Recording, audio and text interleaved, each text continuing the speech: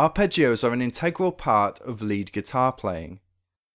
They typically form the skeleton of a solo or melody, fleshed out and coloured by scale tones.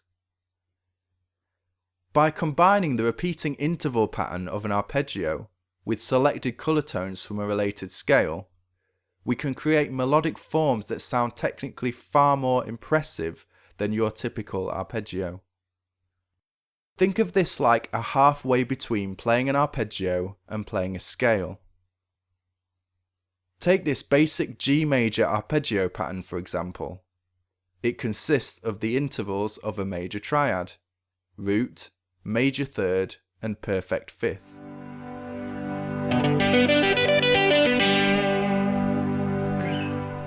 We could string it out a bit more using the following pattern.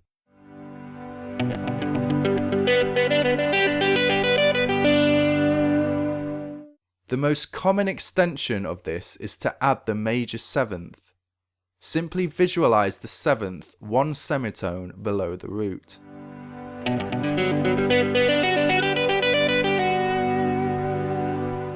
Less common is to add the perfect fourth to the major arpeggio, one semitone above the third. Now, strictly speaking, that takes us outside the definition of an arpeggio, as arpeggios are exclusively about using chord tones. But all we're trying to do here is create melodic forms that use the same repeating dynamics as an arpeggio. Take a listen.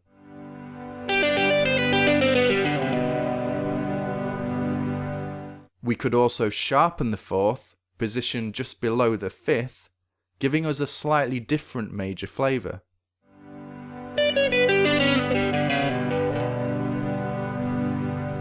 In a major context, the augmented fourth is closely associated with the Lydian scale, so you could see this arpeggio as a cut-down Lydian expression. What about if we added the minor sixth, just above the fifth, to the major arpeggio?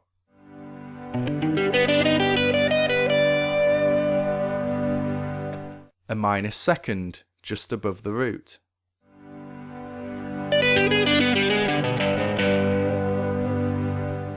Come up with your own embellished arpeggio licks by using the backing tracks on the lesson page. Have fun with it and spend time developing the sounds you like the most.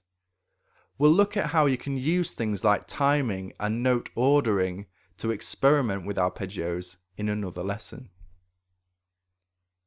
Of course, we can also apply the same concept to minor arpeggios. So we start with the basic triad structure, root, minor third, and perfect fifth, in a convenient pattern. Again, I'm using G as our root.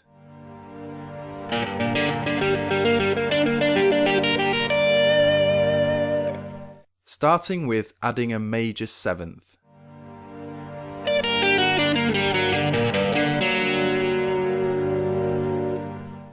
Augmented fourth.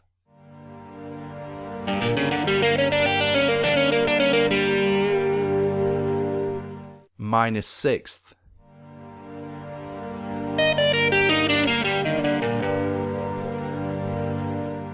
Major second.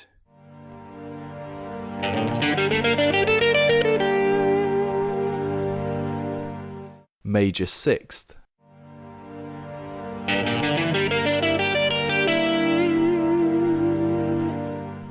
If you've spent time learning your scales, you'll be able to see how these embellished forms relate to scales with the same intervals. For example, the minor sixth embellishment corresponds to the natural minor and harmonic minor scales.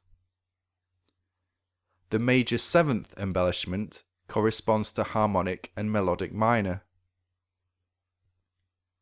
The major second embellishment corresponds to several minor scales. By learning which intervals are shared across different scales, you'll know which intervals you can use to embellish the basic arpeggio in a given solo. More on that another time.